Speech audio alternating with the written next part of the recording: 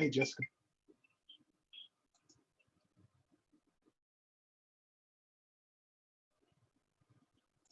Yes, but I can.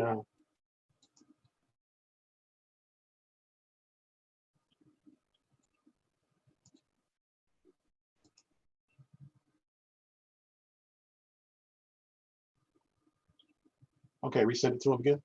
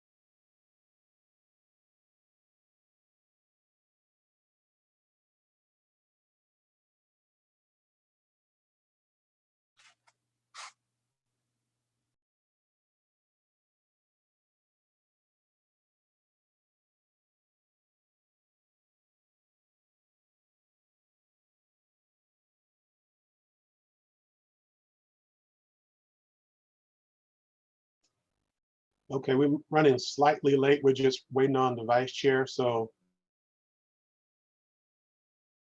thank you for your patience.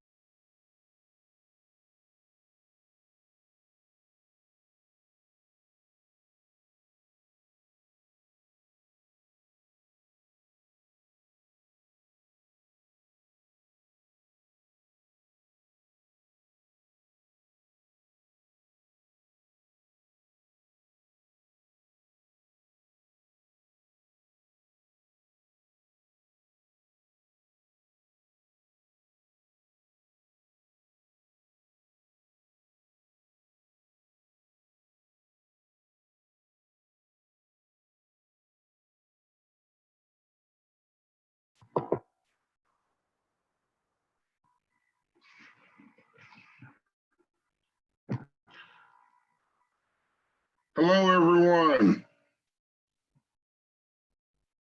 Commissioner, how are you? Doing well. Judge, how are you? I'm well. Hope you and your family are too. We're doing well, and thank you for joining us, and thanks to everyone for joining us. Just kind of want to give the citizens an update on services and everything going on in Fulton County. Excellent. Looking forward to it. So I'm going to go ahead and start trying to see. Looks like we've got 11 participants so far, and we'll go ahead and get started. It's 12 o'clock or a couple minutes after. So I just want to thank everyone for joining us for this virtual town hall, which will provide updates regarding Fulton County government's response to COVID-19, as well as the services that are provided by Fulton County and for Fulton County residents. Just as a base point, there are 1,074 District 5 residents have tested positive for COVID-19. That makes up approximately 43% of Fulton County's COVID-19 cases. And so I'm continuing to work with other elected officials that represent communities within the district in order to seek solutions to our common problems. And, you know, we're all in this together, and just thankful for everyone for being here so that we can continue to fight this together. Today, I've got Fulton County executive staff and elected officials on this call, on this town hall, to make sure so that they can share pertinent information and updates, again, about the services provided before we start, I'm going to ask our Pastor C.J. Holloman to give us an invocation. Pastor Holloman, are you there? Yes, thank you for this opportunity. Vice Chair, let us have a word of prayer. Father, we stretch our hands to thee. No other help we know. If thou withdraw thy hand from thee, wherever shall we go? Father, we come before you right now, thanking you for another day. Thank you, God, for keeping us and waking us up this morning. Thank you, God, for watching over us. Thank you, God, for the many blessings you have stored upon us. God, we first of all humble ourselves and ask for forgiveness for any wrongdoing, whether we acknowledge or admit it or even are aware of it. We ask that forgiveness right now. God, we ask that you have your way in this forum, that you be with the commissioner and all those who are part of the staff. We thank God for everyone who's in this to help one another. Lord, we ask that you heal our land. We ask that you watch over our children, watch over all of us, oh God. That goes from all civic leaders on down to the lay people. God, we know that you're able to do it, and we simply just say thank you in advance. Now have your way in this forum, in this town hall. Be with each and every one of us. This we ask in your matchless Son's name, Jesus. Amen. Amen. Okay, so up next, I'm hoping that we have our county manager on the line, Dick Anderson, so that he can give us a brief update on Fulton County's response to the COVID-19 pandemic. Yes, sir, Mr. Vice Chair. Can you hear us? Yes. You got two for the price of one. The chairman's here with me in the war room, so he can also add to my comments. And by the way, been here every day, side by side, which I think the staff and certainly I personally hugely appreciate. What I thought I'd do quickly, Yes. Mr. Vice Thank you, Chair. Mr. Chair. Vice, how you doing? Good to see you. Good to see you. Thank you. What I thought I would do, Mr. Vice Chair, real quickly is just answer three questions. Where are we? What are some of the next steps? And then when do we get back to normal, which is maybe the more imponderable of the three. But starting with where we are, you've already mentioned District 5. I'll just start at the county level. We have 2,700 as of yesterday, a little bit over COVID-19 cases and over 100 deaths. In fact, we had our highest day for deaths, double digit 11 yesterday. So we're still in quite a serious situation, but I do believe we're moving to another phase. The good news in all of this is our capacity planning, which we did with the support of the vice chair and the board, with our healthcare and state partners, was very helpful to both flatten the curve, but then also plan for ample capacity in our hospitals for beds, ICU beds, and ventilators. And as we said here today, we have about an excess of, in round numbers, 800 beds not being used that could be used, about 120 to 150 ICU beds, and about that same number of ventilators. So we have averted, I think, what could have been a catastrophic result.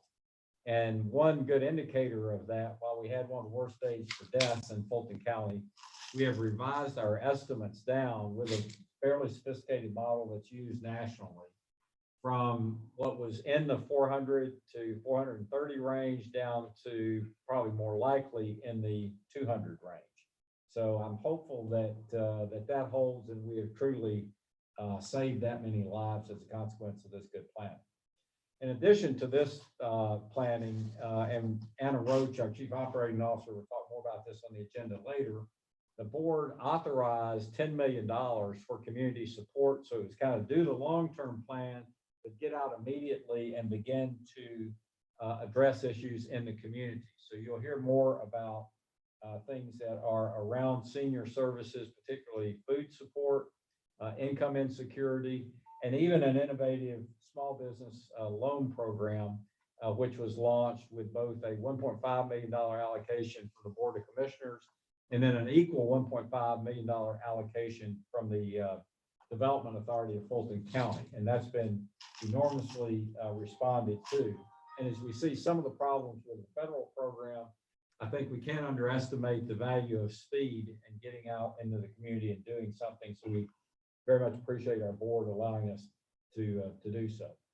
On the what are our next steps, I think still social distancing and many of the precautions that we have taken, particularly with personal protective equipment, are going to be necessary as we move forward. So let me talk about a couple of things before I get into that.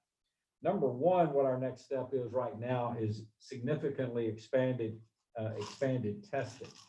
I'm sure heard that on the news, and it truly is something that more and more citizens are going to want to avail themselves of, both as they either have symptoms or if they are preparing to come back to work, or they just want to assure themselves that they are not asymptomatic and spreading the virus to family members and friends.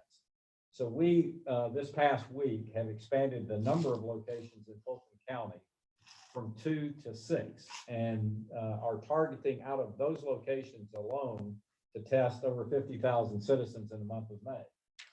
Those locations are a combination of our own, which are done at Wolf Creek Amphitheater and 4700 North Parkway in Alpharetta.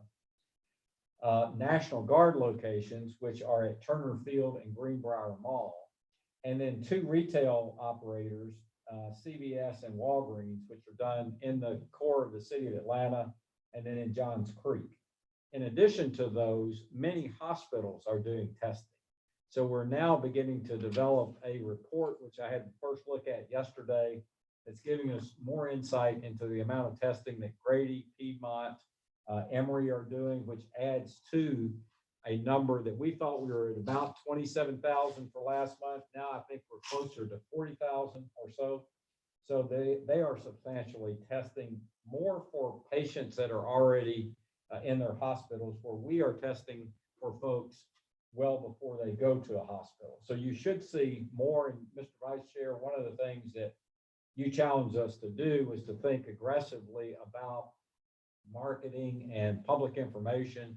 We've had our first meeting with an ad agency this morning. We got 2 more scheduled for this afternoon, and we hope to bring something to the board next Wednesday that lays out a more aggressive advertising awareness campaign using multiple channels, everything from faith-based organizations all the way up to mass media to get the word out on the importance of testing.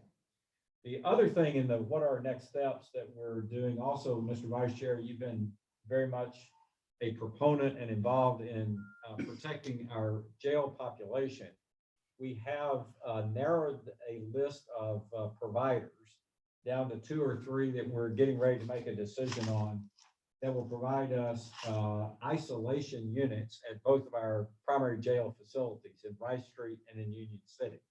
So the concept there is to build, much like the state of Georgia has done at the World Congress Center, a facility that could house from anywhere from 100 to 200 at Rice Street, and probably in the neighborhood of 25 or so at Union City, where our female population is housed.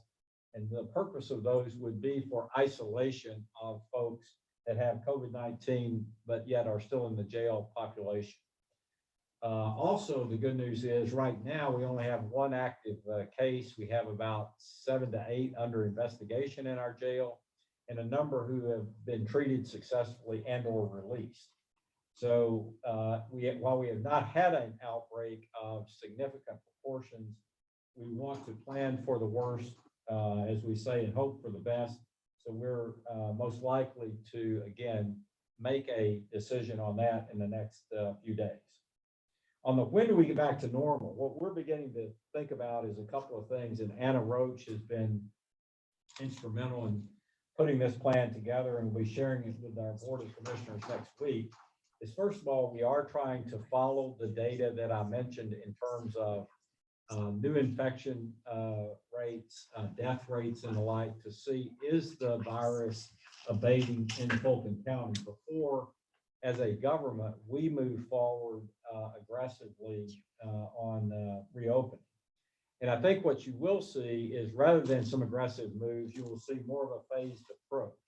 So our guiding principle is going to be safety first for the public and for our employees.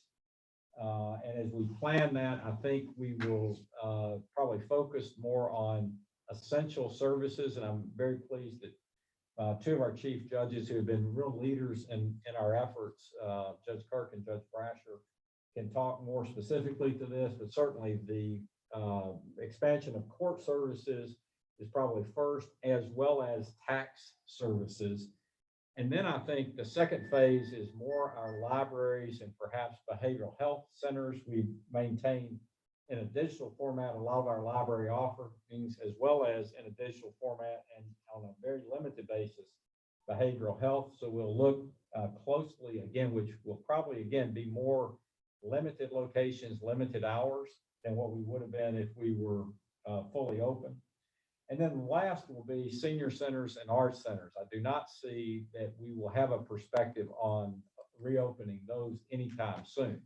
Again, the good news is I applaud both of those departments for really aggressively, with a spirit of service, going to digital and offering things for the public.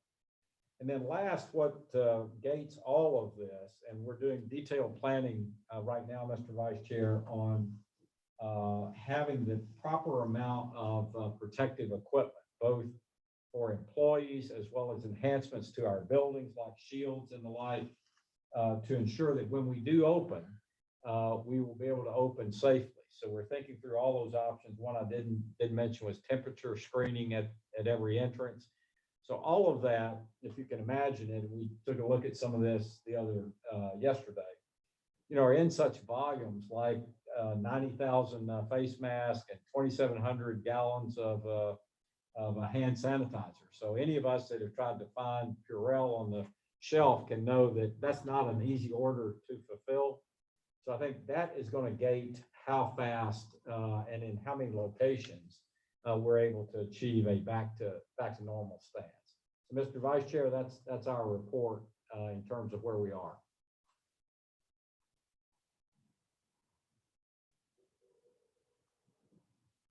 He's on mute. Mr. Vice Chair, you're on mute. Thank you, Mr. Manager.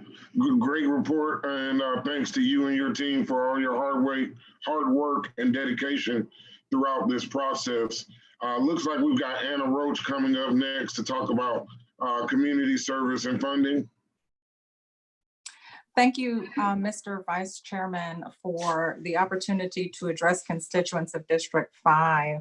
The first couple of points of information that I had, the county manager covered, and you as well in your opening remarks, so I'll skip over those. They included the countywide infection rates as well as the statewide infection rates, and the ICU hospital bed and ventilator capacity. I think that's been sufficiently covered by the county manager. The test locations were also mentioned by the county manager. We have active locations at the Wolf Creek Amphitheater, the North Fulton Health Facility at 4700 North Point Parkway, the Georgia State University Stadium. That is actually a testing site that is operated by the National Guard, but I do have information about the actual hours of operation for each of those. And the Greenbrier Mall location is a fourth testing site, and that one is also operated by the National Guard. Most of these testing sites are open from Monday through Friday, 8:30 a.m. to 5 p.m. And then they have Saturday hours from 9 a.m. to noon. The Georgia State Stadium and the Greenbrier Mall locations have Sunday hours as well. I'll jump into the county services that I want to point out that we have modified our services to provide more virtual options to our constituents, but especially in the area of senior services where I'm going to start, there are many of our traditional services that are continuing even in our state of emergency. As examples, in-home care services that were provided prior to COVID are still in place as they were provided previously. Transportation services, and then home delivered meals as well as being provided. Seniors are very familiar with and can continue to access those traditionally provided services by contacting the STAR line at 404-613-6000. Again, they're very used to that number. They know and are very familiar with that intake process. So continue to use Starline to access those traditional services. In addition to those services, we have augmented and again, adjusted our services to accommodate the virtual nature of the world we're living in right now. So we're also providing grocery delivery directly to seniors, any senior who needs it. That can be accessed by calling the STAR line as well. So same telephone number. If you prefer email, you can email senior services at seniorservices@Fulton County GA. So any one of those services can be accessed by calling the STAR line or emailing senior services directly. Another very exciting thing that we are pleased to introduce is virtual programming. Our senior services staff has worked very hard at creating some virtual programming to engage with our seniors who are at home and frustrated about not being able to get out. They've got art classes, computer classes, fitness centers, fitness classes, life enrichment, and nutrition classes that our seniors can access Monday through Friday online. To register for those virtual classes, the website is fultoncountyga.gov/senior services-virtual classes. And again, I'll provide Commissioner Arrington's office all of the information on how to access these services so he can post it to his website for your convenience as well. The next area I'd like to talk a little bit about is the tremendous investment that the County Board of Commissioners has made in providing community services in this time of need and transition to COVID. The county manager mentioned a $10 million COVID fund that we have managed to get out of the door in 1/3 tranches every week for the last 3 weeks. And so we have infused $10 million worth of investment to our most vulnerable constituents over the last 3 weeks. We have a number of nonprofit partners that we are working with to deliver the services. We have over 50 partners that we're working with, so I won't list them all, but I will list the categories that we have tried to make sure that we target our investments. The first category is in meals and emergency assistance for the community at large. So any individual or family that is falling behind on things or having trouble meeting their basic needs for rent, mortgage, utilities, and food assistance, we have created a program where we have funded and partnered with nonprofits who do provide this service to the community. In order to access those services, if you fall in that category of being in need at this time, please do not hesitate to call the county's customer service line. They will get you directly contacted or with our providers. And that telephone number is 404-612-4000. That is the county's customer service line. If you prefer to go online and browse through the list of providers as well as their services, you can take a look on the county's website. It's our COVID-19 website. And by the way, our communications office led by Jessica Corbett has done a phenomenal job centralizing all of the information you could possibly need for COVID. And these services can be accessed through that website again as well. That website is fultoncountyga.gov/COVID 5-19. And then you can click additional links to the meal services to the community if you are in need at this time.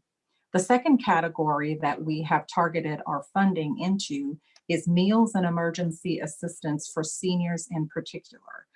They are accessed the very same way. You can either call the Star line, call the customer service line for the county, or visit the county's COVID website. And again, that includes rental assistance, mortgage assistance, as well as food access for seniors. The final area where we targeted funding was in isolation and quarantine, as well as testing for our homeless community. We partnered specifically with Mercy Care, who has a large portion of their business in this footprint of homeless services. And in order to access those services, Mercy Care will come to you. What their approach is or entailed was going to the 5 largest shelters in Fulton County to do widespread testing inside those shelters. And for the unsheltered population, they have in the phase 2 of that effort gone out into the community in encampments to test homeless individuals there. The exciting part about that initiative is that as they are testing seniors, as they are testing homeless individuals, they are engaging them into housing as well. So we're hoping that this effort is twofold in its results. One, that it provides a way to test homeless individuals that are in congregate settings, but more importantly, that those individuals get services and housing as a part of that effort as well. The other thing I wanted to highlight is that in the funding that we provided for community and senior support, I wanted to highlight the organizations that were specifically located in District 5. That's the Emmaus House, the Pittsburgh Neighborhood Collaborative, and the Andrew P. Stewart Center, also the Housing Justice League. All of those organizations provide emergency assistance and were funded by the county to assist. So if you want to start with the organizations that are in your district, those are the 4 that provide emergency assistance. We've also funded the Council on Aging in District 5 that provides senior assistance, and the People's Town Neighborhood Association was also funded, and they provide senior meals and emergency assistance. So those are your District 5 funded organizations, but don't hesitate to contact any organization on the list if you are in need for the specific need that you want. I just wanted to highlight those that were funding that were right in your back door. So the last thing I'd like to use some time to highlight is our Arts and Culture Department, along with our Senior Services Department, has also identified a number of online virtual arts programs that you can use to help pass this time that we're spending at home. To register for those classes and to access those services, please visit the Fulton County Arts and Culture website at fultonarts.org, and there will be a link there to access our virtual classes that begin on April 20th and go all the way through May 16th. If you do not have access to a computer, or you would prefer to speak with someone in person about those classes, please feel free to call the Customer Service Center at 44612-4000. That summarizes all of the services that are provided virtually and that we're continuing to provide to our community. And I'll be available for questions, as well as provide all of the ways to access services and testing to Commissioner Arrington's office for your convenience. I'll be here for questions afterwards as well. Thank you, Commissioner Arrington. Thank you, Madam Chief Operating Officer, for that great update. Up next, we've got Fran Calhoun to talk briefly about Census 2020. I've got on my Census 2020 shirt. We need everyone to get registered for the census. It really makes a difference in the amount of money that we get from the federal government and the state government, and can literally provide millions of dollars for Fulton County. So, Fran, if you're on and you'll give us our 2020 census update, please. Yes, sir. Good afternoon, Mr. Chairman and everyone present. I am pleased to be here to speak about the census, Fulton County's efforts on 2020 census. Of course, even though we are sheltered in place, the census continues. It is active and open for responses, and we have been sharing with the public that there are several ways, and I'm not sure if you're seeing my screen. I was told someone was going to put it up for us. There is a presentation. While they're doing that, I would simply say that we were delighted that Fulton County hit 50% this past weekend. And we are now standing at 50.7% for our responses throughout the county, a little bit ahead of Georgia at 50.4 and trailing by about 3 points behind the nation. So the census is continuing. We are so fortunate that the census is online for the first time for everyone this cycle, that while folk are sheltering in place, that they can, of course, go online and to complete the census and of course, by phone. And so we'll say a little bit more about that. But since we have a broad listening audience, I would like to at least share briefly that the census is constitutionally mandated. If we can go to the next slide, please. It is constitutionally mandated, and there are 3 core messages in addition to the overarching message that everyone counts in the census. It is the most inclusive public involvement activity we have in our nation. And so a person does not have to be a citizen. That question did come up about 1.5 years ago, but there is no census citizenship question on the census. And so everyone who is living and breathing and living here in the country for the majority of the year, that's 6 months and a day, should be counted in the 2020 census. And of course, as you mentioned, it is more than a simple head count. Next slide, please. Thank you. And so, as I said, that there are 3 ways to respond to the census. We can respond this time around by internet, by phone. It's optimized for your smartphone, online or on your tablet. And then, of course, there are 13 helplines that are available to the public based on language. And so what you see here on the screen is the English direct contact. Those are toll-free numbers. And there is one for Spanish and Chinese and French and so forth. There are 13. And we would simply ask the public to, of course, go to the website there to select the phone number for the language that they need to respond in. Of course, we still have the mail-in option, and folk can respond to the letter that they should have received mid-March to complete the census also by mail. The second thing, next slide, please, is that the census is safe. The Census Bureau, since this is a constitutionally mandated activity, the activity itself is also protected by federal law. And you'll note here the fines and penalties that are in place for any violation and mishandling of that data. The most important thing also for us to know is that the Census Bureau, its aim is to create statistics about the nation. And so for 72 years, that data is extracted from the name. So, we utilize for genealogy purposes the census to go back and look at our family line. We now can access the 1940 census, but that is as far as we can go. And that's because of this kind of embargoed status of 72 years. And that at one time was the lifespan that was the national lifespan rate, mortality rate.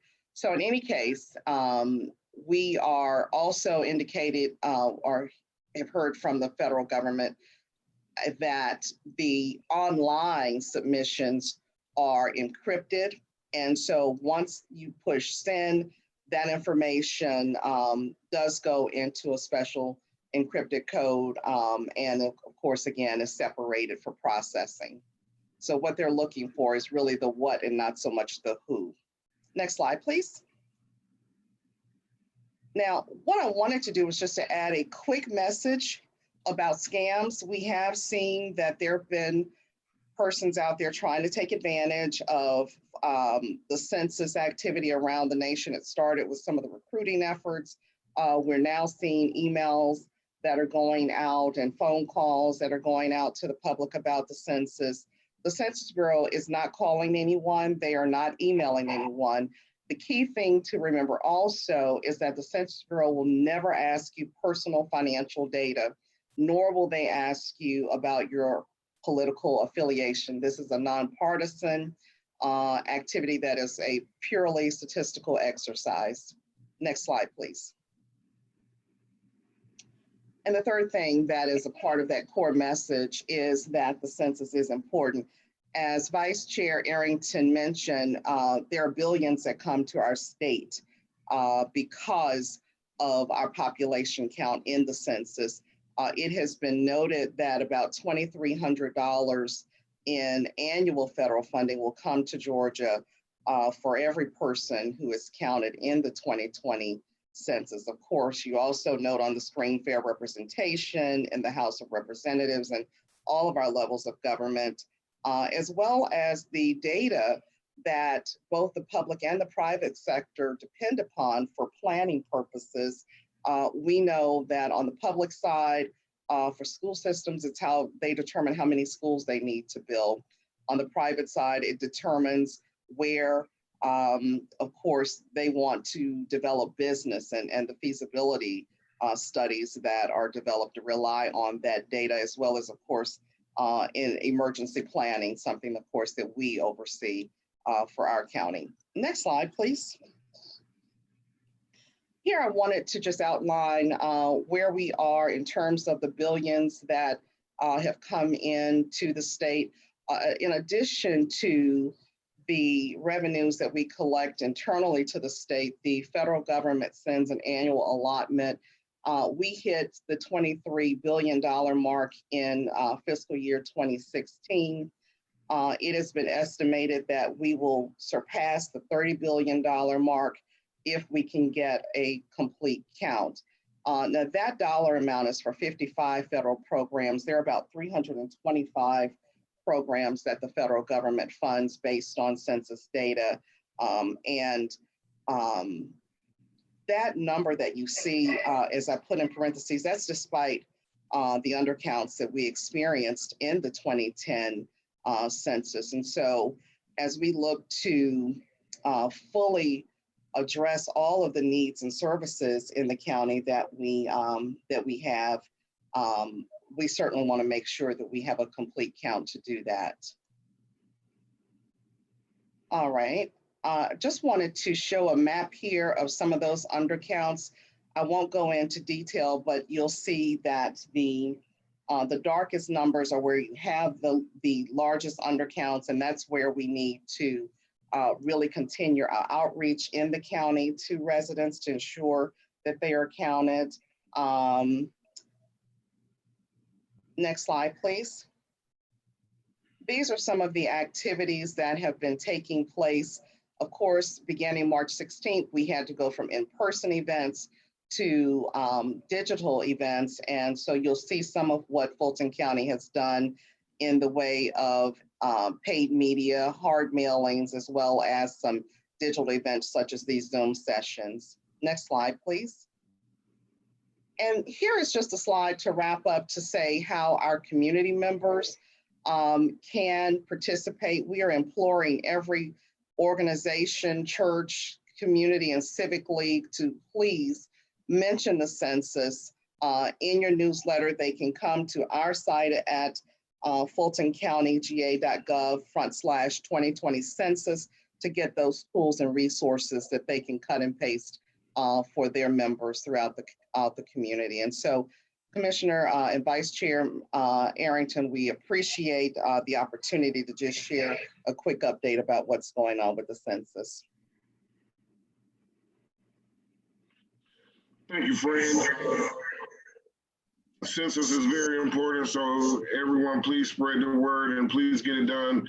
I actually did mine this past weekend. It took about 3 minutes to complete, so it does not take any time to do. Up next, we've got Richard Barron to provide us an update on absentee ballots, and I assume also the upcoming election. Mr. Barron, are you there? Sorry, I was muted. We have, thanks Commissioner Arrington, we have received so far approximately 127,000 absentee ballot applications. I don't know what we received in the mail yesterday, but that's close to the current count. 105,000 of those approximately are we received through the mail, and the other 22,000 we received via email and fax. With regard to the faxed applications, voters will get a confirmation if they fax the application. Currently, we don't have the capability to confirm receipt by email because it's a group email, and IT is working on getting a confirmation via email. Voters can take a picture and email the applications to us if they don't want to put them in the mail. With regard to the applications that we've received by mail, we've processed through yesterday 16,391 of those. We've processed about another 700 of the emails. We hope to have that 16,000 number up to close to 70,000, or actually probably 75,000 by Sunday.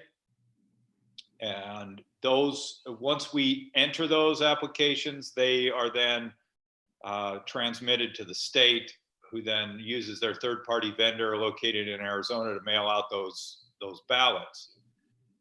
There is apparently the instructions that the state sent out talks about putting the ballot into a secrecy envelope.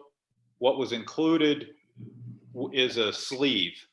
And so all the voter needs to do is just put the absentee ballot into the sleeve and then into the outer envelope, and it'll be fine. They need to make sure that they sign that envelope.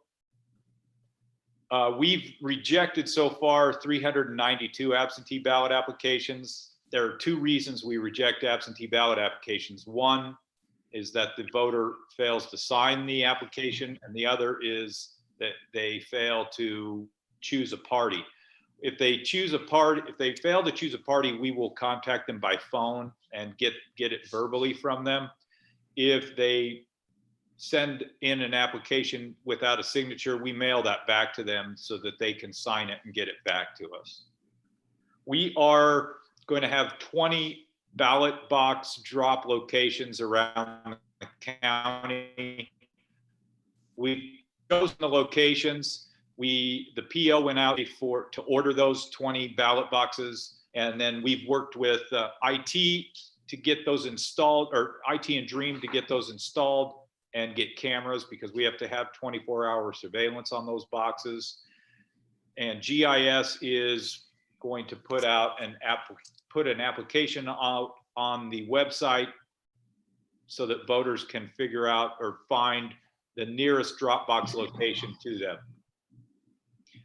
I want to stress the importance of voting by mail in this election versus voting in person. We will, of course, have the option to vote in person. We have 4 locations for early voting that are set: the South Annex, C.T. Martin Auditorium, Sandy Springs Library, and the Alpharetta Library. We are working to try to find a 5th location in the Buckhead Midtown area, because we have a big hole in that area, since Northside Library, Ponce Library, and Buckhead Library are unavailable due to renovation. We are currently looking at Garden Hills Elementary. But according to news reports, 40 people were infected with COVID-19 due to the Wisconsin election a couple weeks ago. Therefore, it's important that people vote by mail. We've already received far more applications for this election than we had turnout in the 2016 general primary.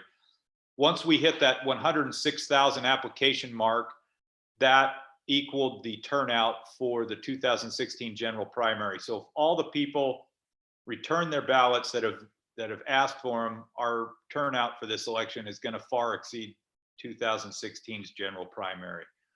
If someone voted in the March presidential preference primary, those ballots are going to count. They will receive a ballot that does not have president on it when they get their general primary ballot. If someone requests an absentee ballot and did not vote in the PPP in March, they will get a ballot that has president on it. The voters can, of course, choose from Republican and Democrat as a party. There's also an option for nonpartisan. On the nonpartisan ballot, a voter will receive, will see only school district and school board member and judicial races. So that can be confusing sometimes to voters. They don't want to pick a party, so they choose nonpartisan. And then when they get the ballot, they realize there's nothing on it that I think what they usually do is they think they're going to get selections from all the parties, from both parties. So that it's important that they understand the nonpartisan ballot is only judicial and school board races. We have enough poll workers or election day poll workers right now. We are losing polling sites by the day. We've lost about 10 in the last week, and we are trying to either consolidate those locations at others so we can get those squared away by the end of this week so that we can get notices out to the voters to let them know where their polling location will be for their precinct. We probably will have in the neighborhood of 180 to 185 polling locations, down from the 198 that we had anticipated. A number of locations have dropped out due to the pandemic, and so we're trying to work with other locations to retain those. And I think with regard to the election, that is all I have. I just want to stress the importance of voting by mail, just to protect your community and your neighbors, because this virus is very contagious. And we have lost, we did lose a member of our staff to COVID, and another one was infected but has recovered, and his wife also got infected and recovered.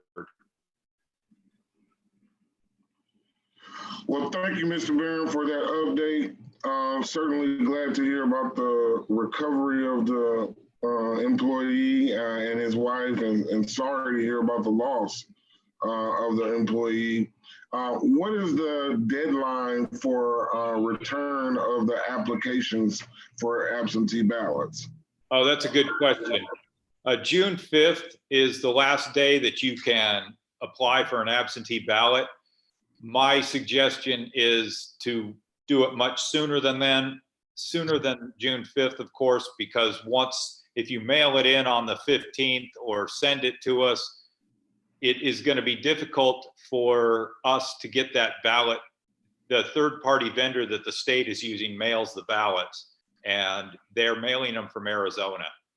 So it is important to get the applications in sooner rather than later. And we can receive absentee ballots until 7 p.m. on election night, which is June 9th. Early voting also at those 4 locations I mentioned earlier. will be open. We will have, the hours will be 9 to 4:30, Monday, from May 18th to June 5th. We will also be open on the Saturday, May 30th from 9 to 4:30. We will have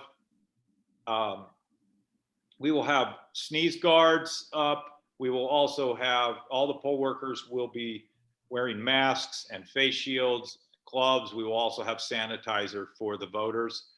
To vote on the voting machines, we've ordered styluses as well in order for the voters, and we will just sanitize those so that we don't have to sanitize the machines between each voter, because you have to shut them down every time you sanitize a machine. So a stylus is a much easier option for us. All right, thank you.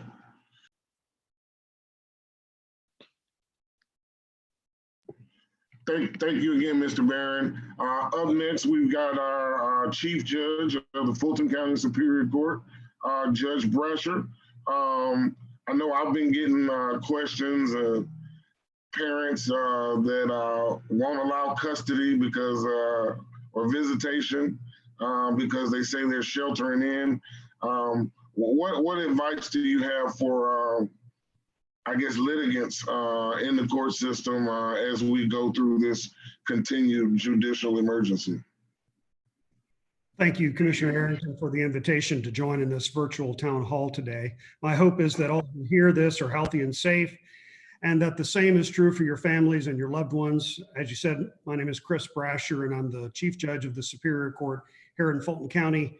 The Superior Court is the highest level of trial court in our state, and we handle felony criminal cases as well as all types of civil cases, including domestic relations or family law cases.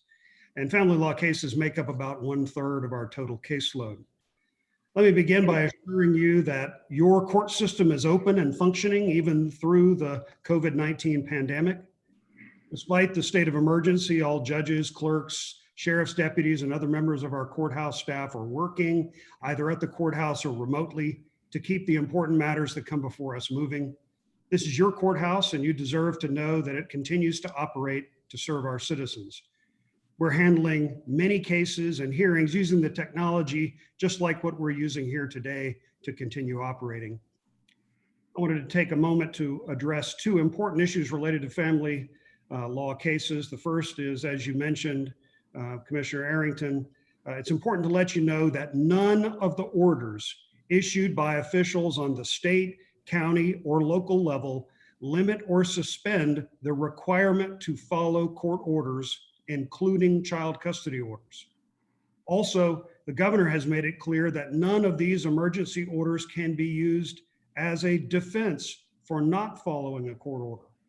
I say that because it's important to note that even in this time of social distancing and sheltering in place, child custody and parenting time orders remain in effect, and the exchange of children as required by those orders is an essential function that must be carried out. Also, our court has made clear that despite the fact that children are not physically in school right now, any orders that use calendars from schools to determine parenting time or custody arrangements remain in effect, just as though the children were still in school. So what all that means is that no one can use the COVID-19 pandemic, the shelter-in-place orders, or the state of emergency as an excuse for not following parenting time plans and not abiding by custody orders. If that happens, the person is in contempt of the order and can face jail time. If your co-parent needs to hear this, please let them know. If your co-parent fails to abide by an order already in place, you may file a motion for contempt in the court that issued the order seeking enforcement. Although the process has been slowed down by the current situation, we will handle those contempt actions, and violators will face appropriate consequences. In addition to dealing with such behavior in a contempt action, the failure by a parent to follow the court order or using these present circumstances to frustrate the parenting time of a co-parent are things that the court can consider later in deciding whether custodial arrangements should be changed. In other words, something done out of spite, or in an effort to take advantage of the situation now can have long-lasting effects on custody decisions. I urge all parents to put their children first. Most importantly, put your child's need to spend time with both parents ahead of your own anger, frustration, or dislike toward your child's co-parent. Your children need you both now more than ever. Please make that a priority in this difficult time. If you don't, you face losing the chance to make important decisions in your child's life later on. The other important issue I want to talk with you about today is the difficult topic of family violence and intimate partner abuse. The evidence is clear that incidents of family and intimate partner abuse have gone up significantly during this time when so many people are facing the stresses of stay-at-home orders, job losses and interruptions, and economic uncertainty. The pressures that these events cause have unfortunately produced an increase in arrests for and reports of domestic violence and abuse. But while we may understand why these things are happening, let me be clear that domestic violence and intimate partner abuse are unacceptable, and our justice system remains as committed as ever to stop such abuse, to help the victims of it, and to punish those responsible for it. If you or someone you know finds themselves in immediate physical danger from violence or abuse, please dial 911 immediately and report it. Also, if you or your child has been the victim of domestic or intimate partner abuse or violence, please reach out for help. You are not alone, and there are many agencies and organizations that are here for you and will help you and your children. Please call the Partnership Against Domestic Violence 24-hour crisis line at 404-873-1766 for help. Also, if you need help filing a domestic relations temporary protective order, you may call the Safe Families Office at our court at 404-612-4324. You can also visit the website of the Atlanta Volunteer Lawyers Foundation, the AVLF, at avlf.org to find out more information about getting help. Please don't suffer in silence or watch your children do so. There are people ready, willing, and able to help you. As it relates to temporary protective orders, we are handling those every day, Monday through Friday in our court, and many of those hearings are being held via teleconferencing. Finally, all TPOs that were in effect as of the time of the judicial emergency in mid-March of this year will remain in effect until the state of emergency is lifted, so as to maintain that protection for those who need it. Thank you again for the opportunity to speak to our constituents today. I hope and pray for the health and safety of our community. Thank you, Mr. Vice Chairman. Thank you, Judge Brasher. Very important information. Thank you for sharing. As you can imagine, get a lot of emails and phone calls about everyday practical situations like exchange of custody and visitation. And people, I hope people aren't acting out of anger, but I think people are acting out of fear. You know, it's just good to hear that information. Up next, we've got Chief Judge Cassandra Kirk from the Magistrate Court of Fulton County, who will be providing us updates on everything magistrate, including evictions and landlord and tenant disputes. Absolutely. Good afternoon, and thank you, Vice Chairman Arrington, for the invitation.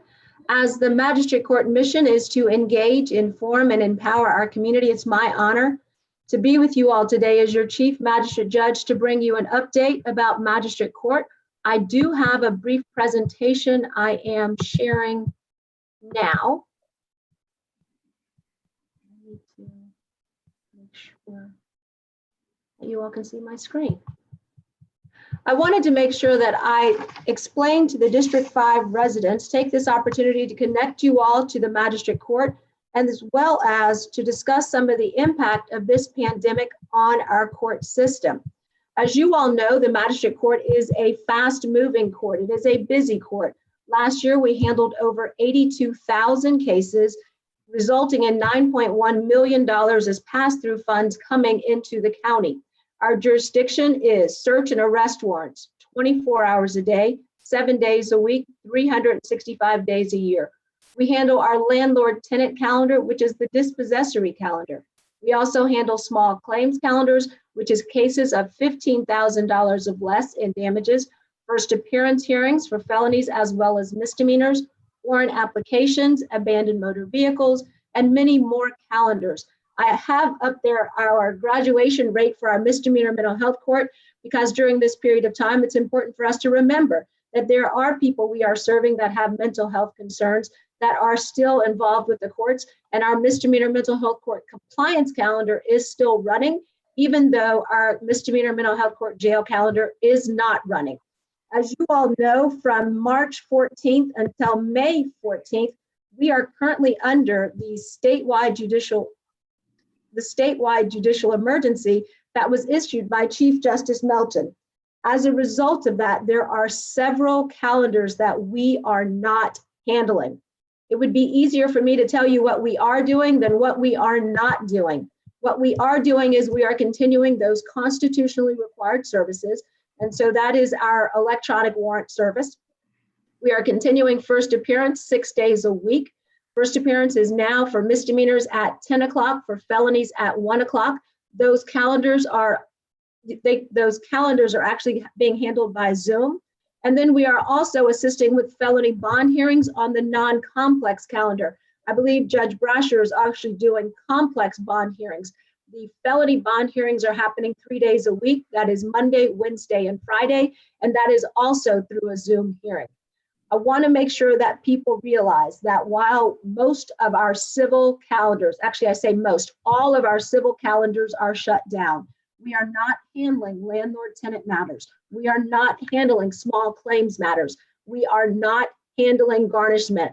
And so what does that mean as we look to figure out whether or not we will start back on May 14th, May 18th, or whatever day is currently set for us? What it means is that people should be very clear about what's happening with them. Right now, the statewide judicial emergency does nothing but hold those time limits. Time limits are not being erased, and time limits continue to be calculated. I think people need to be aware that time limits will start again whenever Chief Justice Melton allows us or encourages courts to begin servicing. Right now, as I understand it, there is a May 1st meeting that is scheduled to determine whether or not we will be starting court and when we will be starting court. I want citizens to realize that time limits open when courts reopen. Currently, Magistrate Court is an e-file court for most civil matters, which means if someone has served a dispossessory action on a tenant, please use the e-file system and file. Don't be caught off guard, because when court opens, we will be open trying to deal with the volume that has accumulated, as well as those cases that will continue to flow through Magistrate Court.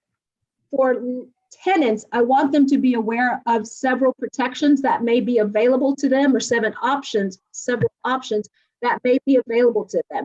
The Federal CARES Act was signed by the President on March 27, 2020, which gives 120 days of they're calling it an eviction moratorium, but that is only for certain covered properties.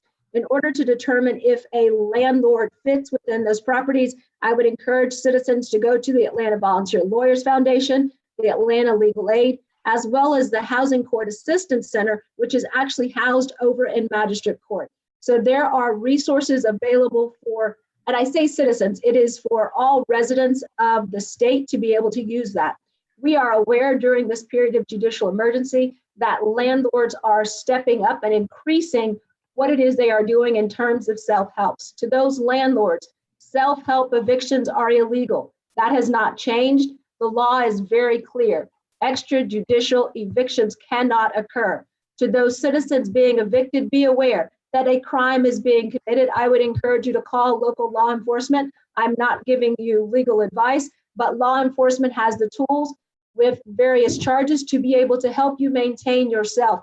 Law enforcement should be called when landlords are violating the law.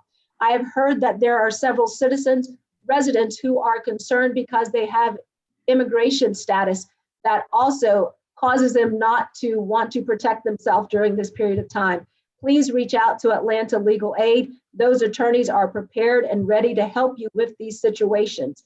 And at the end, I just simply want to say thank you again for allowing us to present. It is our mission to inform, engage, and empower our community. And I am happy to be a part of this discussion and happy to figure out what we're going to do in our new normal. I know that I have submitted to some of the commissioners as well as to our justice team what it is we believe a start back will look like. And I will tell anyone listening that the best place to find that out is on magistratefulton.org. That is our website. We have a chat bot you can also participate in to help us help you. More than likely, we will begin with our civil cases, which would be our landlord tenant, our small claims, as well as continuing, and our garnishment, as well as continuing to handle the electronic warrants and bond and first appearance. So that is what Magistrate Court will be looking like as we begin. And again, thank you for the opportunity, Vice Chairman Arrington. Thank you, Chief Judge Kirk, for that great update on the Magistrate Court and all that is occurring and all that is not occurring currently. Right. Up next, we've got Jessica Corbett to talk about online services available through Fulton County's website and available to all Fulton County residents.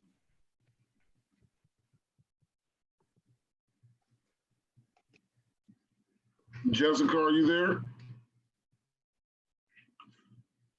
Looks like we might be missing Jessica. I think you guys are just muted. There she is. She's getting it.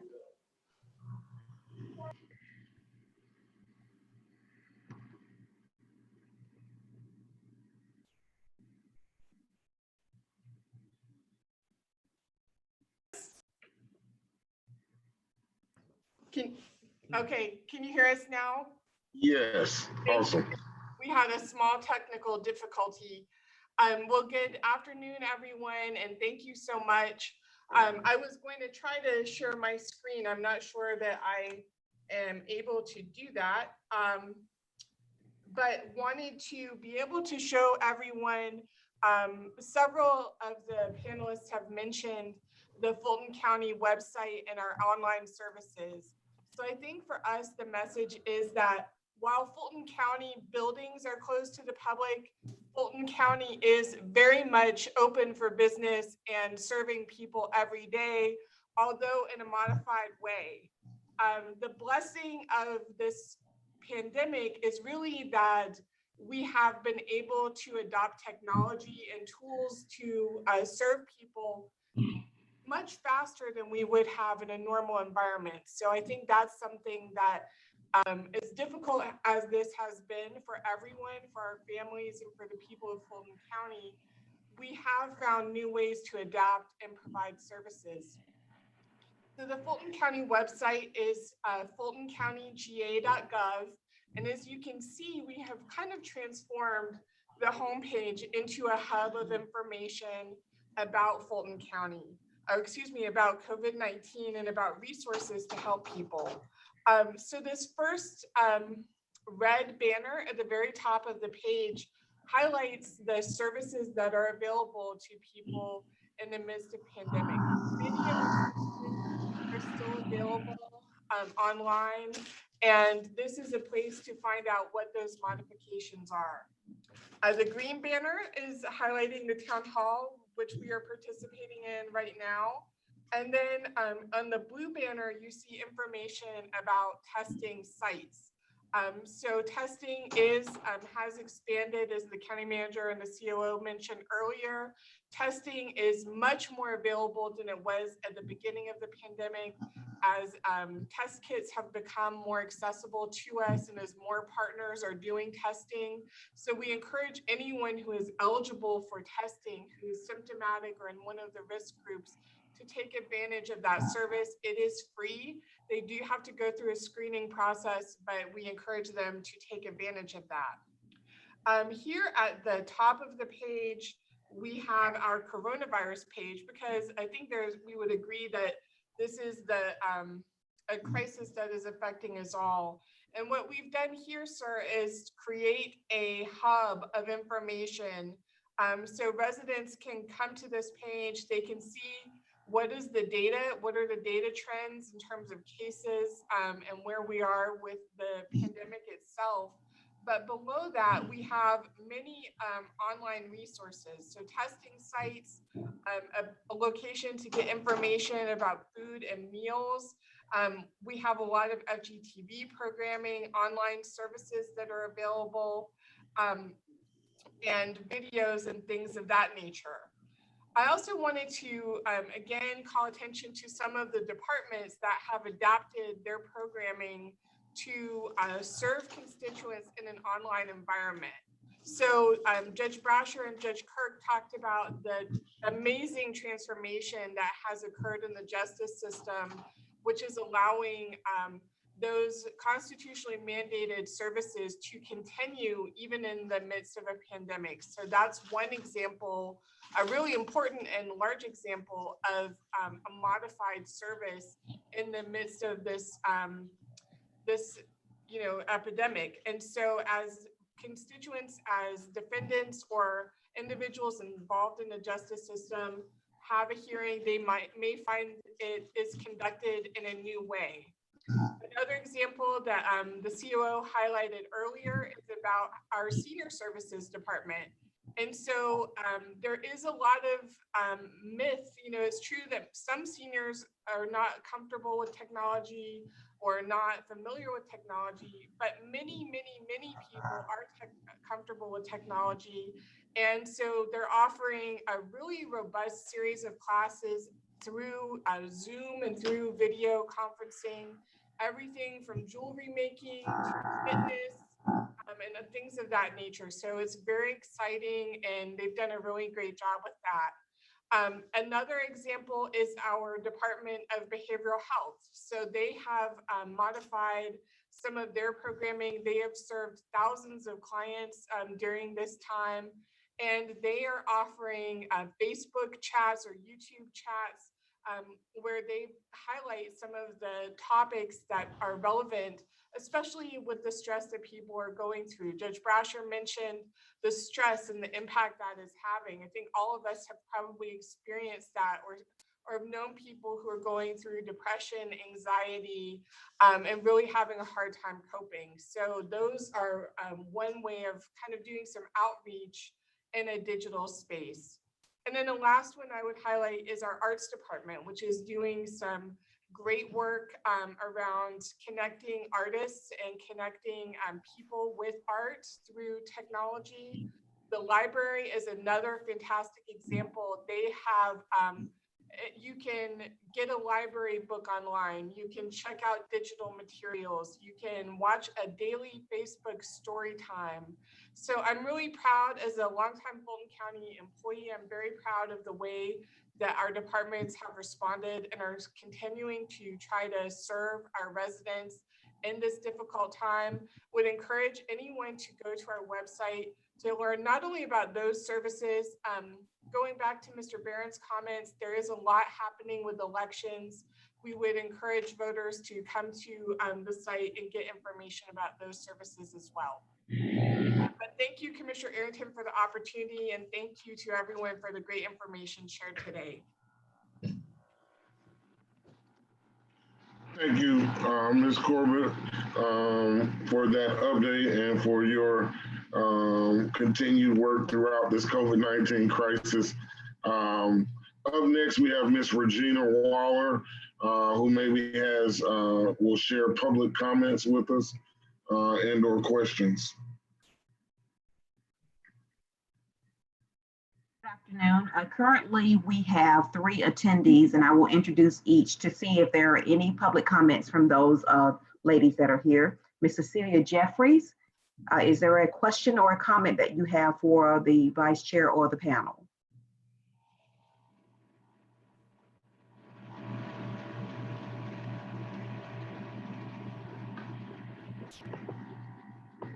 All right, I will move to our next attendee, Ms. Gwendolyn Williams. If there is a question that you have for the vice chair or the panel, you may speak.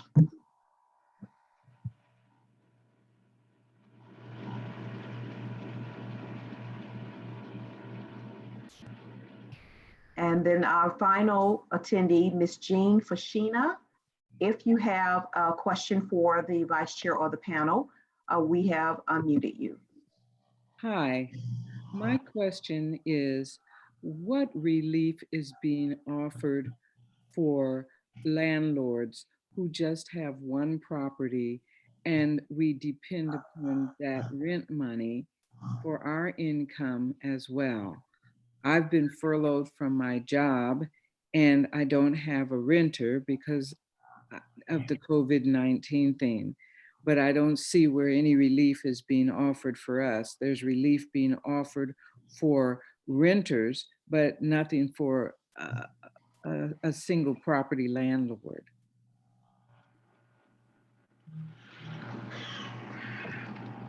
Well, that is a good point and a good topic. We may have to look at that from a county standpoint. I know in our initial outlay of $10 million, we outlaid money for small businesses, which could potentially include a single landlord that owns a business. But we may have to, or who is renting and relying on that income for their survival.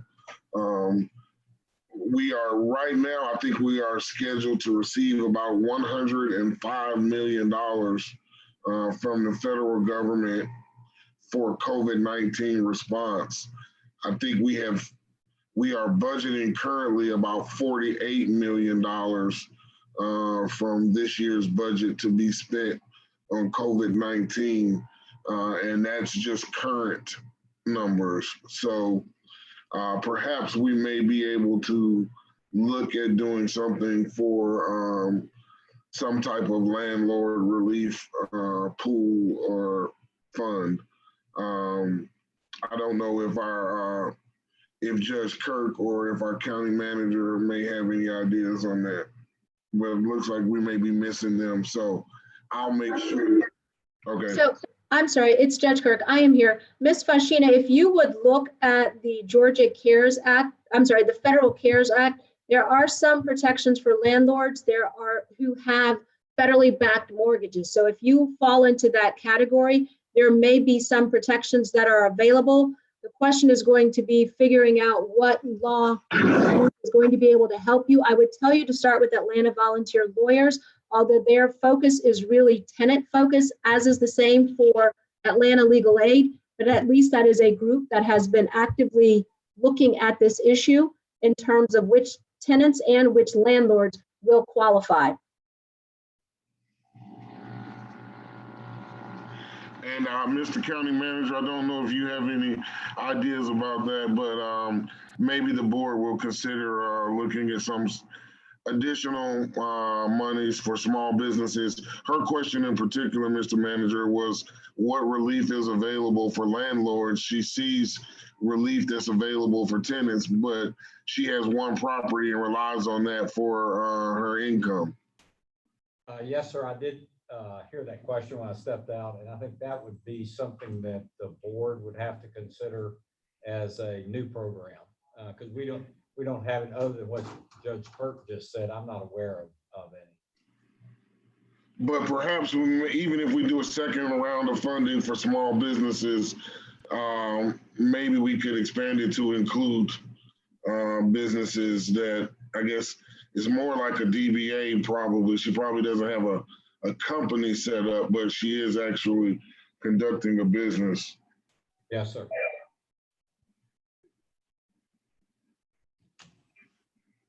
All right, Vice Chairman Arrington and the panel, in addition to the attendees, we did have one question from our YouTube group. And that question is, who is providing meals for the seniors?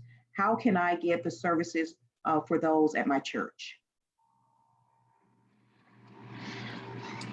Commissioner Arrington, if you would like, I could address that question. Okay, perfect. Yes, if you could do a list. I know we have several different groups, including Meals on Wheels and Hosea Feast the Hungry, but I know you have a better list than I do. Yes, sir. I can help out with that. We have the following nonprofits that we have funded to assist with meals for seniors: QLS Services, Project Open Hand, the North and South Fulton Senior Services, GoodR, GOOD, the letter R, the Council on Aging, Piccadilly, National Church Residences, Project Grand, that's spelled GRANDD, the Pittsburgh Collaborative, and Peoplestown NPUV. And, In addition, if you will, I think we allocated roughly $4.5 million towards that, or was there a smaller amount that was allocated towards meals? I know 4.5 million was for seniors, but all of that may not have been for meals. correct, that's correct, Commissioner. What I have so far is 2 million for those organizations I just outlined. I want to also make sure that I mention that the seniors who were receiving meal services through our senior services departments continue to receive those services as well. And so you have our normal allocation for senior meals that are currently going on. Plus this is an addition to those services. Awesome. So thank you. Hopefully that will answer the question on YouTube. And I know also that the city of East Point has partnered with the Atlanta Community Food Bank, and they're doing a great job of distributing food and groceries throughout the 4 different wards in East Point. And I know the city of South Fulton has also partnered with Atlanta Community Food Bank for the distribution of groceries. So hopefully, all of those things will be available for you. And if you or someone you know is in need, please contact one of those organizations or myself, or call our Star line, and we'll be happy to put you in touch with an organization that can help you in your church. All right. Thank you so much. That concludes all public comments. Well, again, I want to thank everyone for coming out and participating in this virtual town hall. I think it's very important for people to know that Fulton County government is open, even though the buildings may not be open. Thank all of you for your hard work and dedication as Fulton County employees and just as people working to help other people. It's so important that we help each other. So thank you to everyone for participating. Please continue to practice social distancing and follow the guidelines as outlined by the CDC. Everyone go get tested. Make sure you fill out your, maybe use some of this extra time to fill out your census and maybe even get your absentee ballot in if you so choose. I think I may actually vote by absentee ballot this time myself. So thank you. We hope that you know that Fulton County is here for you. God bless everyone.